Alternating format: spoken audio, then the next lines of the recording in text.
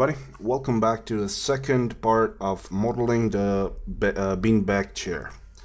So in this instance we're going to use ZBrush to add the folds and the details to the chair. Now in case you are not proficient with ZBrush, don't worry, as this video I'm going to make it so everybody can follow, even if you are a total and complete beginner. Alright, so once we open up our ZBrush, we just press the comma or the lightbox over here and we get rid of the lightbox. I'm going to go over to preferences and initialize ZBrush. That way my entire screen is going to be full so I can use it. Then go over to document and decrease the range. This way I'm working on a gray background. Alright, so what we want to do here is we want to re-import what we made in 3ds Max. So if you've watched the first video, you know that when we finished, we ended up with a beanbag base that we exported out as an OBJ. Now the way to import OBJs into ZBrush is actually very simple. You have to go over here in Tools and select any of these tools. It doesn't matter. I'm gonna go ahead and choose any. Just get it on like this, and now over here in the tool palette you have import. Just click on the actual button and find wherever it is that you actually saved your OBJ, and from there just select it and press open. Now click and drag, press the edit button. And now in order to get rid of the first one, just press Ctrl N. That is going to put a new document in the background, and there we have. Here we have our chair, just as we saw it previously. This is what we exported out of Max. If I press on my line fill or polyframe, I can see my polyframe or I can see the wireframe. So Shift F again, and now let's see how we can add some wrinkles. Now for this, it's always a good idea to have a reference file. For me, I'm using this one, just so I know how to apply those wrinkles. All right, so I'm going to put it back inside. And first thing that I want to do is I want to increase the number of polygons. For example, if you take a look at here, it says that this model has 7,000 polygons. Now this is okay for a low level or low poly model, but if we want to sculpt in ZBrush, we have to add a bit more geometry. So in order to get that geometry or the extra geometry, we are going to go over in our geometry tab. You can see it over here. When you click it, so when in the geometry tab, you have to go over here and press on the divide. Like I said in the intro to ZBrush, one of the control that you want to remember is this one, Control D. This will give us a more geometry. It's going to be the number of 4. So again, now we have 28,000. I'm going to hit divide one more time. Now we have 112. I'm going to click one more time. So now we have, as you can see, much denser mesh. So we have 450,000 polygons, which is going to allow us in turn to sculpt whatever we want to on top of it, and it's going to look nice. Alright, so let's see how do we go about putting up the details for this. Now, from what I can see of my image that I have on the side, folds have a tendency, for example, like this. As you can see, these are one type of folds. They're more rugged and more round.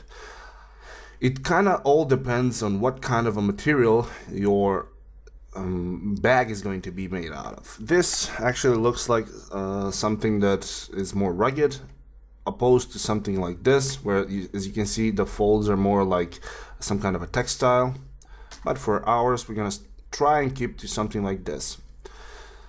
it's always a good idea when you're making something to have some sort of a reference on which you can call upon. So for this, I'm going to start with my standard brush. So I'm not going to change anything, as I don't want to get any deeper. I want to keep this as simple as possible. So I'm going to stick with my standard brush. And now, before I do anything else, I want to explain just this. Once we made the divides, you can see this S divide slider over here. If we click on it and go to the 1, we get to the first level of details. Number 2 gives us more control on which level of detail we want to work. So first of all, I'm going to try and work on my S div 2. This means right now we are working on 28,000 polygons. So I'm going to click and just hold down and pull in. Again, click, pull in. You don't have to worry too much about how it looks like at the moment, because this is just giving it a rough look to it. Now if we want to get this smoothened, hold down Shift, and once you hold down Shift, you're gonna notice over here, if I let go of Shift, the Z intensity is at 25. This is how the Z intensity is working for the standard brush. If we press Shift, this is gonna switch over to 100. This means now that if I want to smooth and just pull once, you can see that the smoothness, it's basically working at 100%. I'm gonna press Control Z. So now I'm going to hold down Shift and get the Z intensity down to something like more like 20. So you're going to notice that now when I'm holding Shift, which is shown by the blue circles around my pointer, the smoothing is much more natural. There we go. And when you start to look at it from the side, it's starting to look like actual folds. So again, I'm going to go over without the Shift, just make a fold, hold down Shift, go over it, make a fold, smooth it down. That way I'm starting to get some folding. All right, so let's put a few more folds on the front side over here where they would naturally form up. All right, smooth. So as you can see, we are only using one brush, which is the standard one. Just add in, emphasize more on this side. All right, more like this. Smooth it in.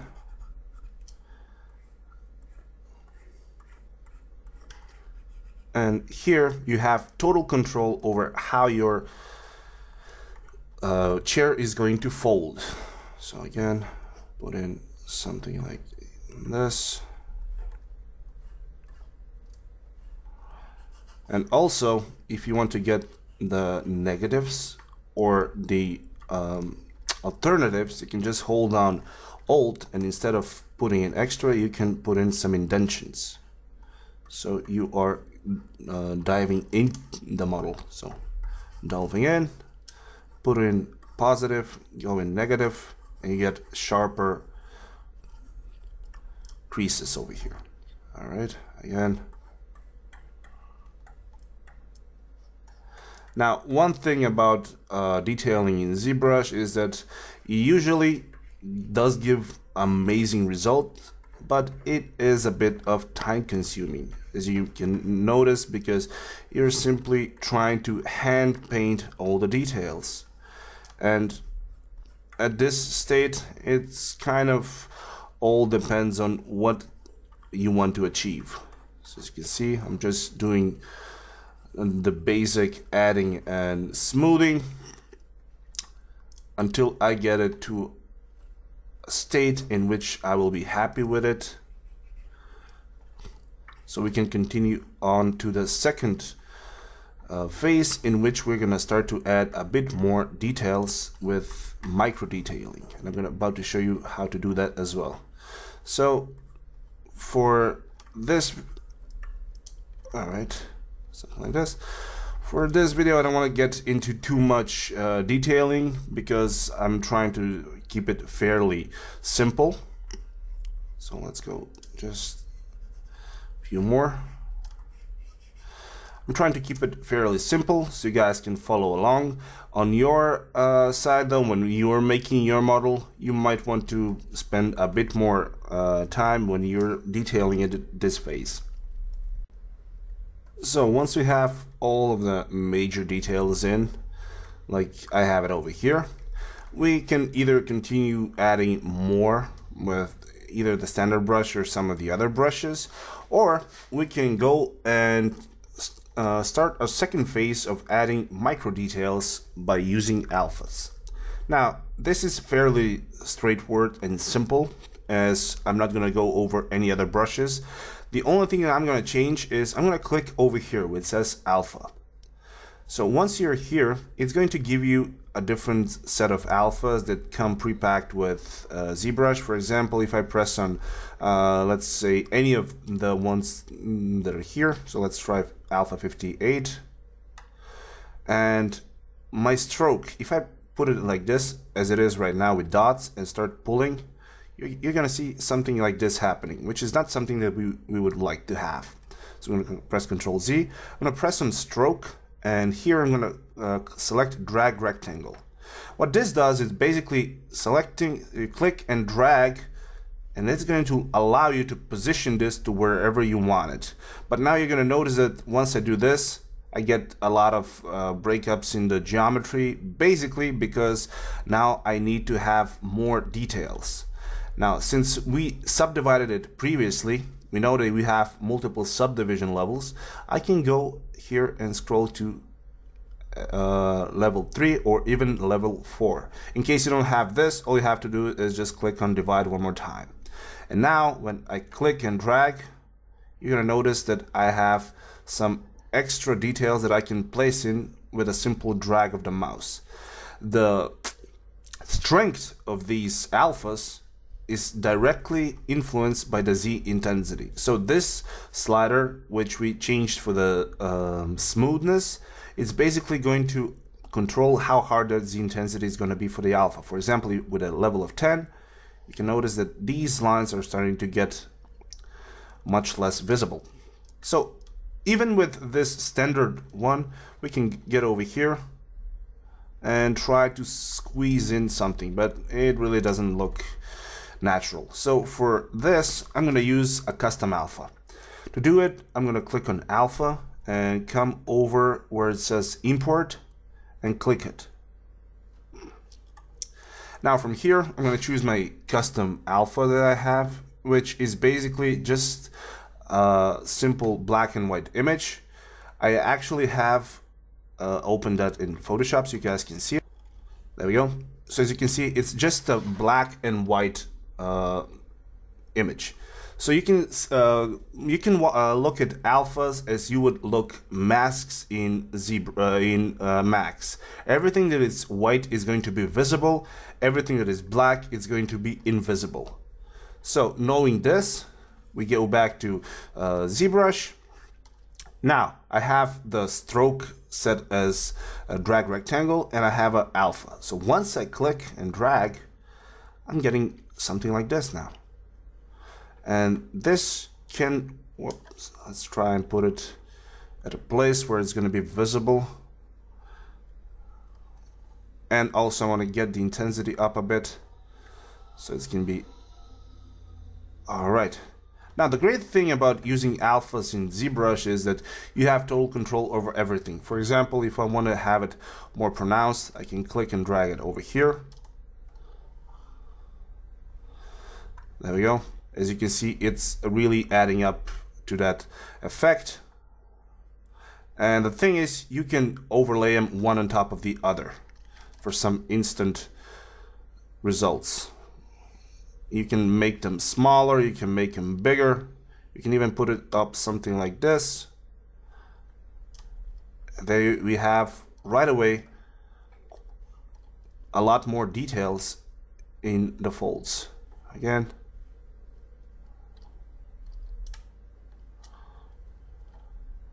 let's just try and place it so it looks natural where those folds would happen. Again,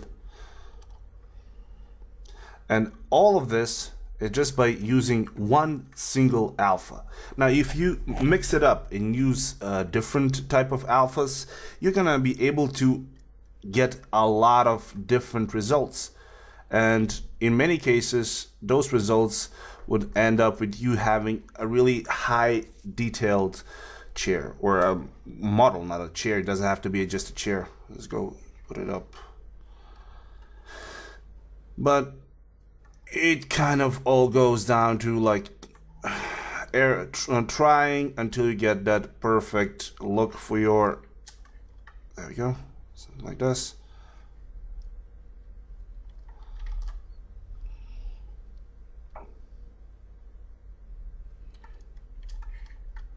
All right, and let's just add a few more on this side. At this point, it all depends down on what kind of fold would you like to achieve. Now, I'm not gonna bother about the back side because it's not gonna be visible. I just want to get it so it looks nice from the place where we're actually going to see it. All right. Okay, so now it's really starting to look like a wrinkly model. All right, just so I get a better idea, I'm gonna change the material, something else, so I can see how it looks like. And I can honestly say that I'm happy with how this thing is starting to look like at the moment. So for now, I want to export this model. So I'm gonna click on export, and I wanna save it as a beanbag high poly, or just call it high, and save it. Okay, once the scroll is finished, we now have a high poly model as well as the low poly. So as we have our high poly and the low poly models, I'm gonna now want to bake out all of the details from our high poly model so that we can use it on our low poly model. Now, just because I don't want to get any deeper in ZBrush, where I'm going to have to start explaining Z plugins, I'm going to make this even easier or more simple for you guys, whereas I'm going to use a program called XNormal. All right, let me just open it up, and I'm going to leave a link to so you guys can get it. It's a free program, and it looks something like this once you download it. Now, it's not going to require you to do anything except 3 steps. This is a program that's basically used for baking textures. So what you have to do is you go over where it says high definition meshes. So you click on it, and here you just right click and you go add meshes.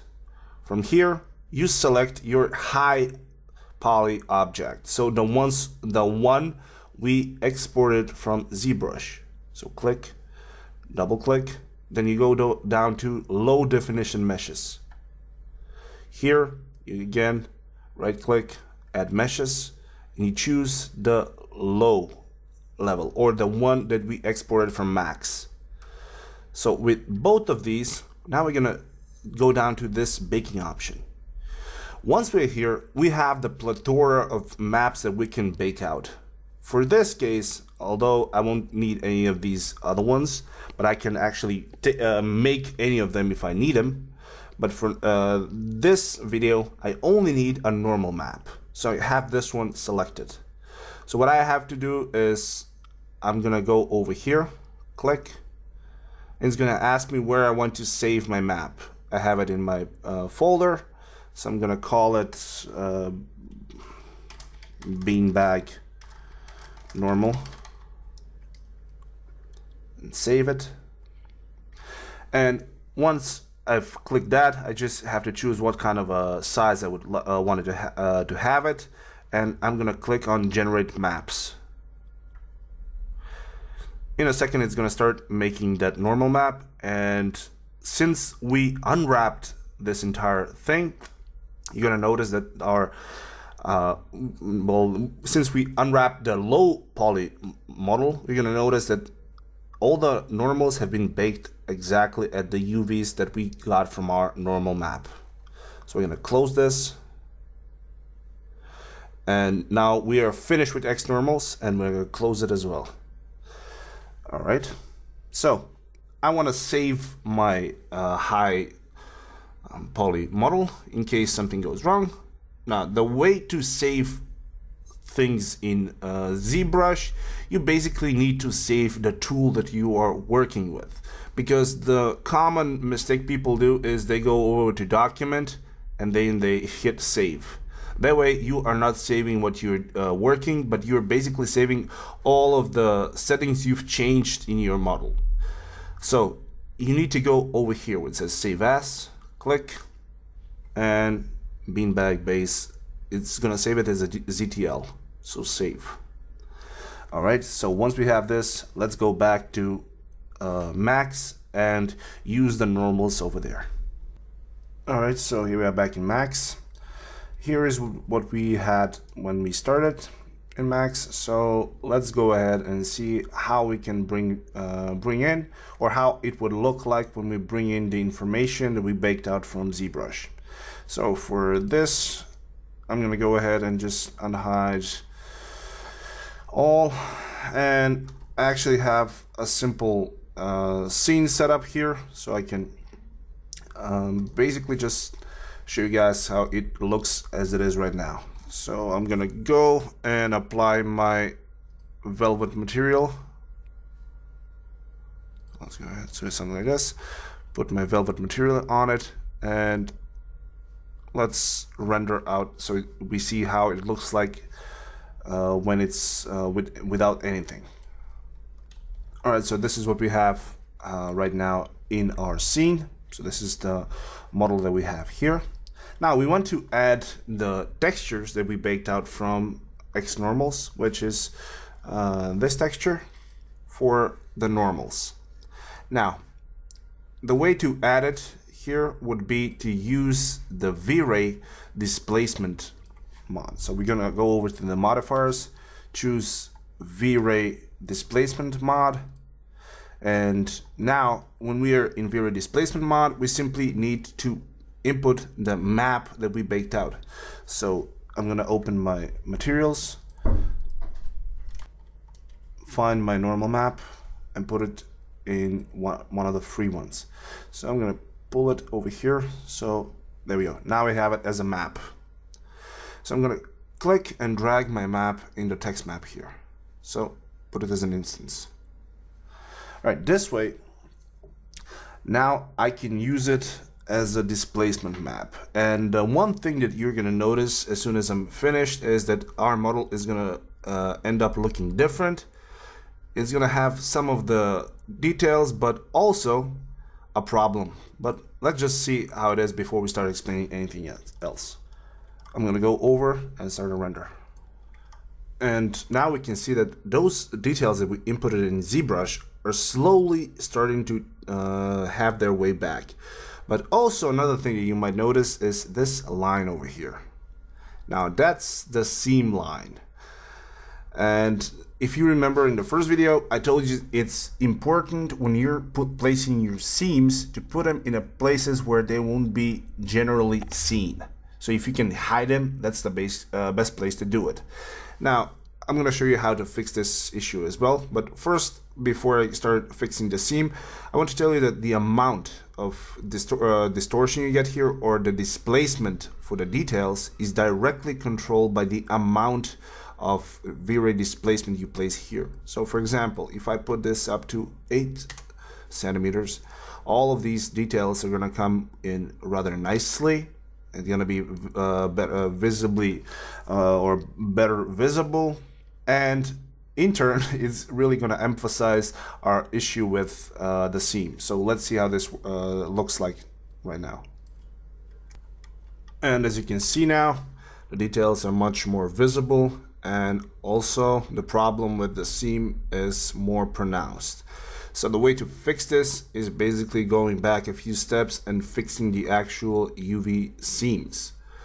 So I'm going to go down to unwrap, and here open up my UV editor. What I want to do here is get this at the side. Now, since the majority of the issues is from the center part here, I'm going to try and actually stitch them together with this part. So let's see how this is going to work. So select all of these, and this is going to help us. So more or less, it's going to try to do it with something like this. So now if I press the stitch custom, it's going to try and stitch it to all of these. Let's go, stitch custom. Now select the entire piece. We have to relax it. Again, start relax.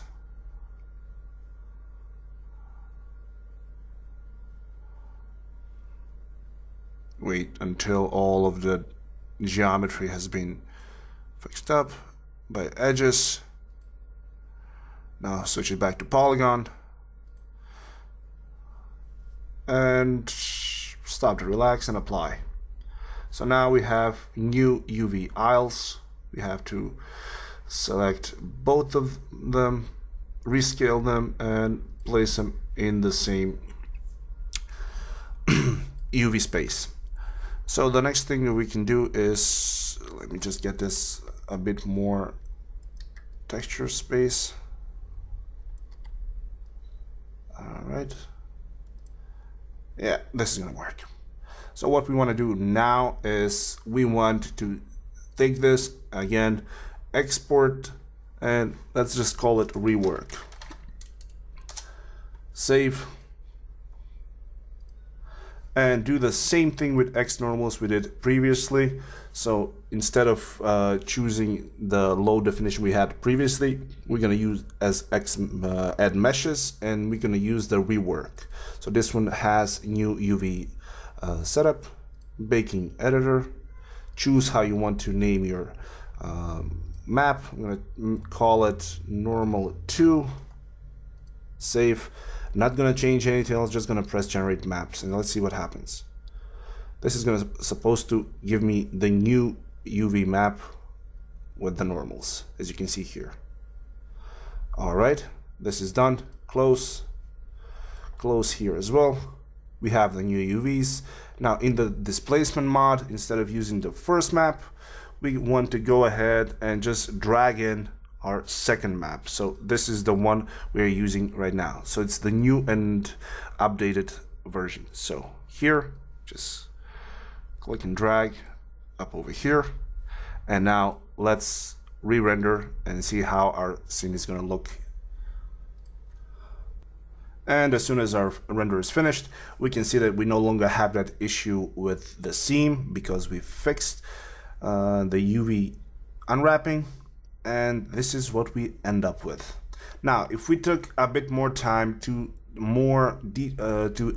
spend more time detailing this in ZBrush, and we ended up with a much more realistic folds than this.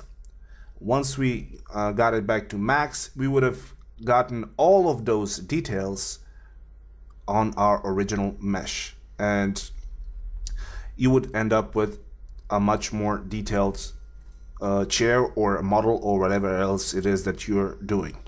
So that about covers how you would take a model from max, get it into ZBrush and back to max, and end up with a displacement map that is going to use all of your details from ZBrush. So that would be it for this video. I hope you guys enjoyed this, you managed to learn something. And if that is the case, don't forget to subscribe, hit that like button, as it really does help a lot. And I'll see you all in the next video.